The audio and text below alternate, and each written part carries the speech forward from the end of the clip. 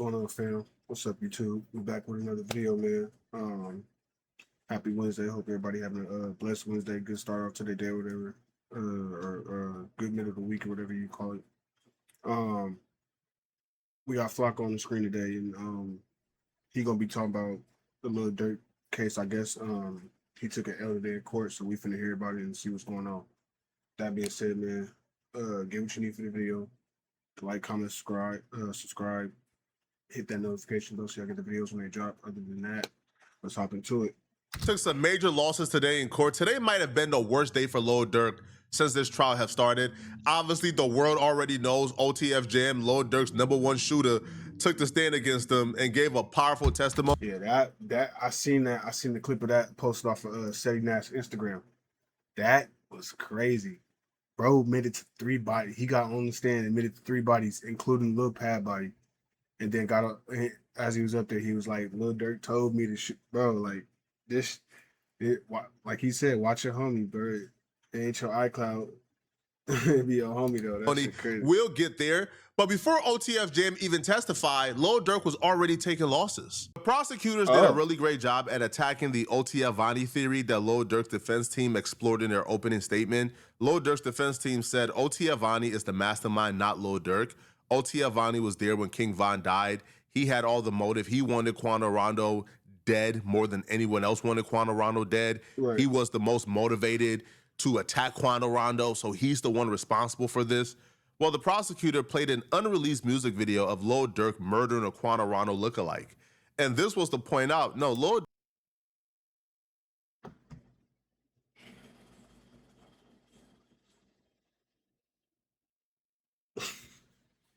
You can't make this shit up, bro. Like, Durk wanted Quando Rondo and his associates dead just as much as OTF Vonnie wanted Quando Rondo and his associates dead.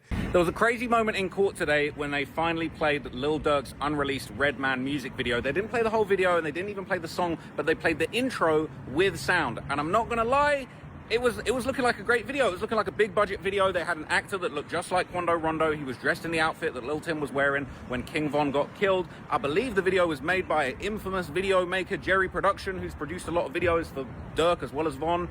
I'm not gonna lie, the video looked fire. It looked big budget, but obviously what was bad was it showed Lil Durk sliding in the back of a van with what looked like a Mac, but like, you know, sort of like a mini machine gun type gun, pulling up on this Quando Rondo lookalike, shooting him dead in the street, shooting him on the ground, standing over him, pulling off his mask and revealing that it was Durk that did it. Now, I'm not going to lie, the video looked fire. I wish I could have watched the whole thing, but obviously it wasn't a great look for the jury. And what made it even worse is it had all this dramatic kind of movie-style score music in the background. And if I'm real with you, it really built up a vibe. It really built up this kind of terrifying murder, true crime vibe in the video that I'm sure Durk is probably regretting from when he made that video. Brian Steele is amazing. I don't think Brian Steele's response to this was effective. I don't think he argued effectively for Lil Durk in this particular situation. Now, my best bet is Lil Durk filmed this music video before them boys went to LA and tried to murder Quando Rondo and ultimately murdering his cousin. I think he filmed this beforehand. Once they actually did what he was manifesting, he didn't drop the video because he realized it was going to make him too hot. That's what I believe took place. Now, Brian Steele brought up the fact that Quando Rondo also murdered a Lil Durk lookalike in his music video, which to me was not a good idea, because wouldn't that just prove, yeah, Lil Durk and Quando Rondo had intense beef? Lil Durk wanted Quando Rondo dead because Quando Rondo also wanted Lil Durk's dead, so Lil Durk got all the motive to murder her, right? Like to me, I love Brian Steele. I did not really look at this as Brian Steele's best work. If you got hit, even if you were not driving, you need to try this. But it was very interesting because Brian Steele kind of clapped back. He said that this video is art. He pointed out that Quando Rondo had also made a video where they depicted Durk getting shot and killed. It was interesting because they showed a screenshot of the Lil Durk lookalike in the video. That was shown by the prosecution. But weirdly, they didn't show the music video for that. So weirdly, the prosecution didn't actually bring up the video now because I kind of know a little bit too much about this case. I know that it's the song Soul Reaper, right? I got it for you there. I just looked it up and double checked. But it's the song Soul Reaper where they had a Lil Durk lookalike, and they didn't even bring this up. I'm surprised they didn't bring this up, but Lil Pab, the actual victim, is in that video killing Lil Durk. They didn't bring that up. I'm surprised they didn't. But regardless of that, that was shown as part of when they showed the Quando Rondo interview with Angela Yee in the back of the Rolls Royce. And they pointed out he's in a Rolls Royce. Look at the headrest. They didn't say why, but they're obviously going to introduce the evidence later on that Durk had lyrics where he talking about that Rolls better be bulletproof. We're going to shoot at the stars. But anyway, Brian Steele kind of brought forward a bunch of stuff to basically say, look, you didn't question Quando Rondo's art when he had a lookalike that, you know, a Durk lookalike that was killed in the Soul Reaper video. You're judging Durk's art. He said, I don't understand this defense at all. Quando Rondo is not on trial for murder. If Quando Rondo would have murdered Lil Durk after making a music video about murdering Lil Durk, Quando Rondo's art would be at play here. Quando Rondo's art would be interrogated. Quando Rondo's art, right, would be dissected. They got no reason to go ahead and look at it. Again, I don't understand this at all. To me, I feel like the best defense of this was, bruh, he filmed this beforehand. He filmed this before this happened. Yeah, that's the best defense. He had no intentions. Bro, it's a rap beef. They're rappers, right? But that don't mean that he did anything. This don't mean that. They could have went with that. They could have went with the fact that, no, never mind. Let me stop. Let me stop. I'm not a lawyer. Let me stop. You know, he participated in this murder with OTF Jam and OTF Vonnie and OTF Didi. As a matter of fact, you guys don't even have any messages of him. There's better ways to argue this than, well, Laquan Rondo also had a music video. Okay, yeah, that just means they was going back and forth. They had an ongoing beef. They had a beef that was so serious they both wanted to kill each other. I was gonna say, yeah, like he just said, they want to kill. That's just them having beef and stuff is just creating motives to the jury that Durk actually did what they're accusing him. I don't know. Durk was just successful in killing somebody next to Quando Rondo, but they still beefing. Now, it doesn't help Durk, right, that the victim, Lil Pop, is actually in the music video murdering Durk. Hold on. They also revealed some text messages that Lil Durk had with Duty Low, where Lil Durk is sending Duty Low Quando Rondo's number and apparently another guy's number that was going to help Duty Low track down Quando Rondo and get his low. But here's the thing, though. There are other messages between Duty Low and somebody who's currently unknown. They suspect that is Lil Durk, but due to some type of voodoo encryption that Lil Durk did, they can determine if the messages that Duty Low is sending back and forth discussing Quando Rondo's location is with Lil Durk or somebody else. Lil Durk has had 17 different phone numbers in the last 4 to 5 years. Okay, so there was some crazy evidence that was shared today. I'm going to be very careful about what I say. I don't want Durk's team to scream at me outside the courtroom telling me to delete everything like they did today. But look, I'm just going to be careful about what I say. They brought up some of these Duty Low messages. There were messages back and forth with Duty Low. Now, I want to just be very careful what I say. It seemed like they were inferring that Durk was kind of going back and forth in these messages. But I don't know if that can be 100% proven. They were saying that there were a lot of messages that were deleted. Durk's efforts to apparently delete his messages very regularly seemed like he was actually having some success with deleting these messages, okay? It seemed to suggest that Duty Low had gone back and forth with somebody that was saved as Slime Life Shorty. Now, I know Slime Life Shorty is someone in Atlanta who was brought up in, the Young Thug situation, and there was even kind of a whole thing where, Young Thug had dropped that song, talk about Slime Life Shorty, I hope you put down your 40, but it seemed like that was what Duty had Durk saved as, but I can't be 100% sure. But Durk would be better off if the messages was him. He'll be better off if the messages was him. But he better get on bending knees, man, and pray those messages ain't between Duty Low and the real Slime Life Shorty. I don't know Slime Life Shorty like that, man. Young Thug have rapped in multiple songs that Slime Life Shorty is a rat. So if that's the real Slime Life Shorty they're talking about, what are the odds that Durk had nothing but informants around him, man? What are the odds that somebody who's as careful as Lil Durk is, Durk would delete messages? At the end of the day, everybody's tough when they life ain't on the line. As y'all seen, they flew to California, did all this tough shit, tried to assassinate Quando Rondo, failed. And now they all in court pointing fingers at each other. Like, everyone tough until your life is on the line. Like, if the younger generation ain't seeing that, I hope they see it through. They got multiple cases to look at. They got this one, you got the All-Star. No, that's a little different. You got this one, you got Keefy D. That Keith D one is crazy, bro. If y'all haven't been keeping up with that one, bro, y'all need to keep up with that. That shit's crazy. This Durk had like 5 different numbers.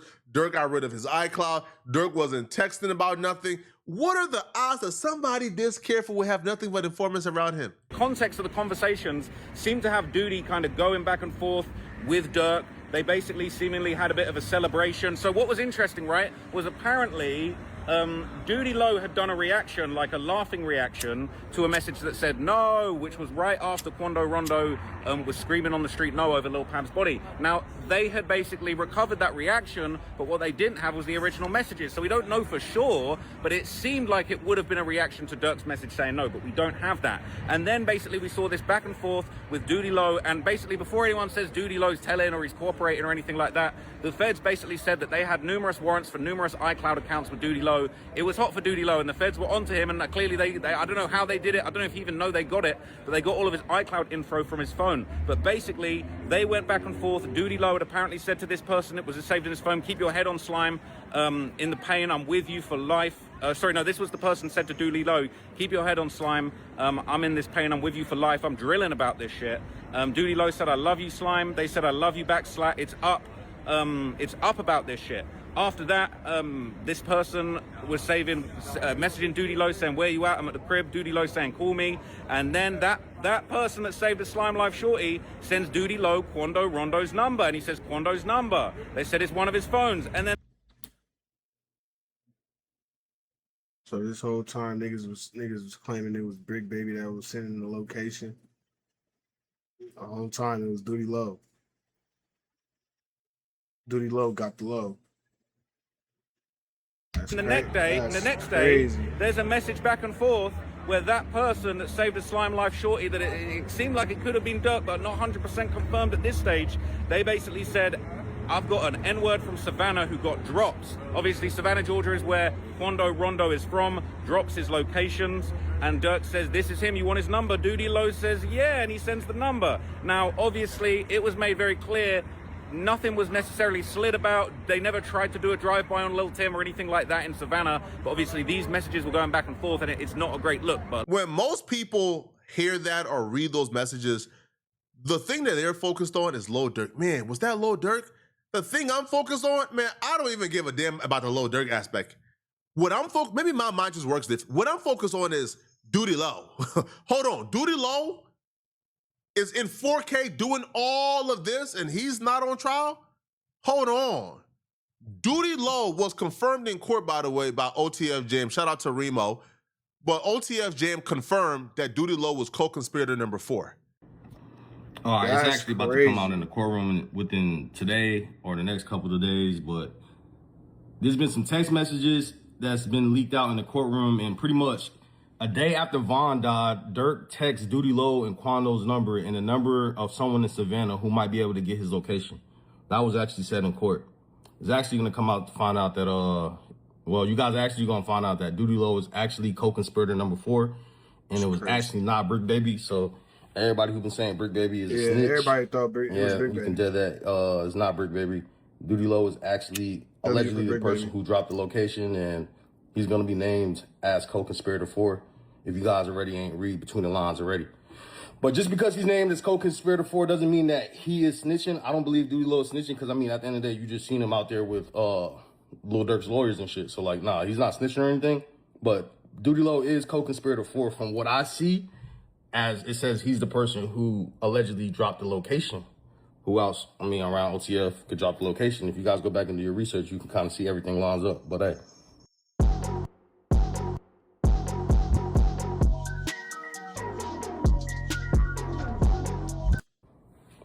Co-conspirator number 4 gave the drop. We already said he gave the drop to OTF Jam, OTF Vani. He worked with the Rolling 60s in getting Quando Rondo's location when Quando Rondo was in LA. He was a part of the murder plot. So why isn't he arrested? If he's that involved, why wouldn't he be on trial right now? 2 things. The snitching thing, right? He's either cooperating, but I don't feel like he's cooperating because, like I said before, he's being embraced by Lil Durk's family. Lil Durk's wife is giving him a hug. The father's giving him a hug. Yeah. This ain't no secret, right? Lil Durk and them could have looked at that indictment, and they know exactly what happened. So they would have known who co-conspirator number 4 is. So I don't think he's snitching. What I do think is, man, right after this is a RICO. That's already been approved. Like the indictments was severed. So the RICO starts right after this trial. I think this is being saved for the RICO, man. Yo, Duty Low, yo, listen, bro. Yo, look at this, yo. Look, Duty Low was trying to get Quantarando's location. Yo, they were doing this in furtherance of the gang because it makes no sense why Duty Low is not on trial right now. He's gonna be in that RICO. He better not get too comfortable, man. Now, the worst part of today was probably OTF Jam's testimony, man. This is just, yo, bro, I damn near shed a tear for Lil Durk, man.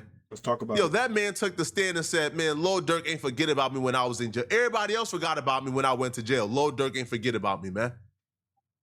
And you understand by to get this man life in prison, man. This is just sickening. The prosecutors asked OTF Jam, how did you get the location for Quantarando? He responded, Duty Low and OTF DD hopped on a FaceTime. He gave OTF DD the location. So apparently they were setting up Quantarando with a weed man. Now, who that weed man is, we don't know. But y'all should find out quickly. That weed man should be banned and barred from selling weed ever again. Shouldn't the weed man be like the United Nations? This is like a neutral territory, man. You don't smoke nobody when they go into the weed man. But apparently the weed man was working with OTF this entire time. So he had Quantarando's location. So Quantarando was initially at a residential area before being moved to the hotel. It looks like he, again, learned a lesson, right? Because if Pop Smoke was gonna be at a hotel, Pop Smoke would have been safe right now. So they go, yo, he gave Didi the location. He tells Didi the weed man. So the original plan was the weed man was gonna say, yo, I'm outside. And then once Quantarando gets outside, they were gonna smoke him. But this was when Quantarando was gonna be at the residential, well, like at the house that he was renting.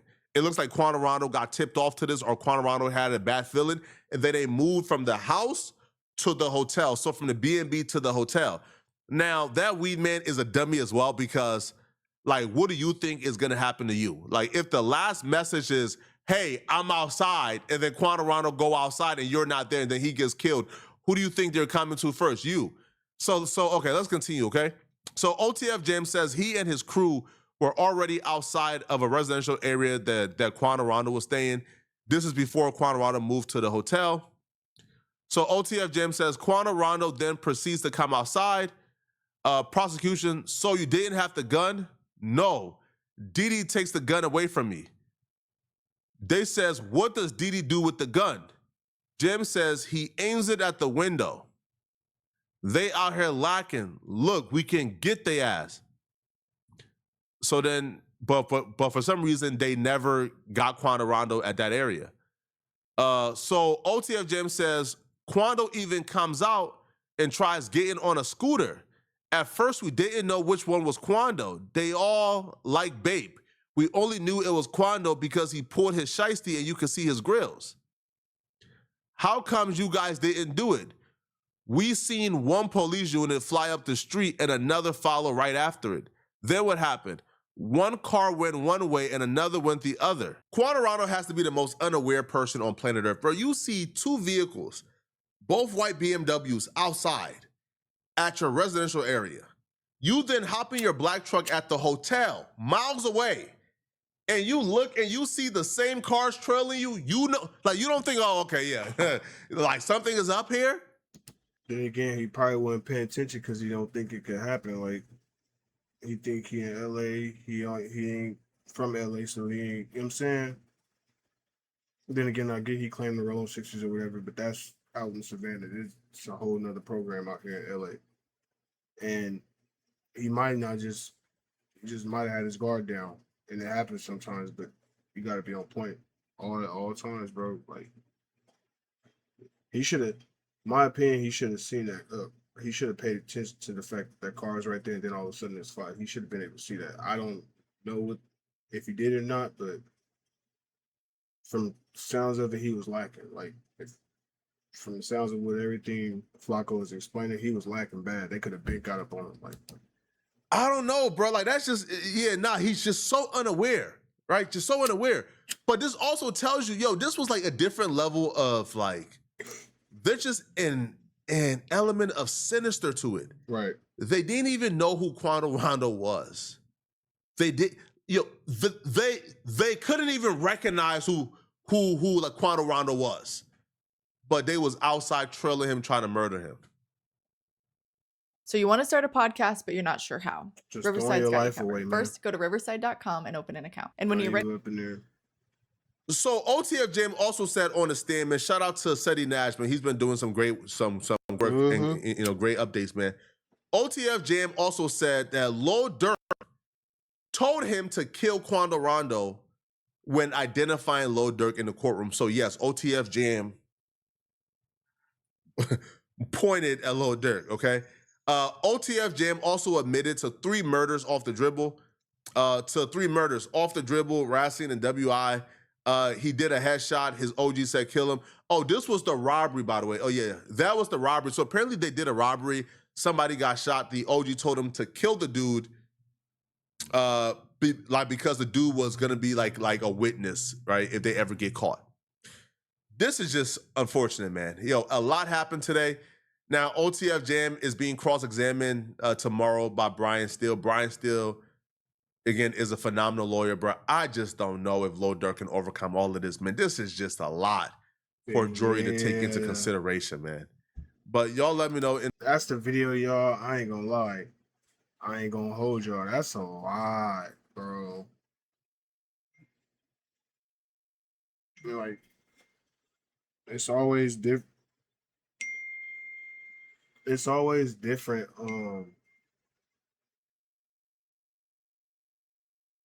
When it's he say, she say, and they gotta prove it that way. But when he get on that stand, point you out, and get it's a whole nother ball game. But then again, Durk got these $1 million lawyers, bro. Drew Finley, that lady, Brian Steele, he got a solid team. So I mean, I hope Brian Steele can do what he gotta do when he crosses him tomorrow. But man, that's tough. And then think about this. That's one of how many that's the first witness they brought to the stand. They said they got 35 witnesses that they could bring to the stand. So that's one of 35. So if y'all cross him out, they still got 34 witnesses that they could bring to the stand. That, like, man, I hope they can do what they gotta do. But yeah, man, that's the video. Y'all let me know your thoughts and comments in the comment section. Drop a like, comment, subscribe, man. And yeah, y'all be blessed, be safe, stay out the way, stay on point. As like Quando was lacking, as y'all hear, but man, stay on point. That's why I say that. Stay on point. You don't know. Then again, this stuff could happen to you for no reason. So just stay on point, bro. You never know what's going on. Always be aware. To be aware is to be alive. But yeah, man, y'all be blessed. And I'm gonna get you on the next one, man. I'm gone.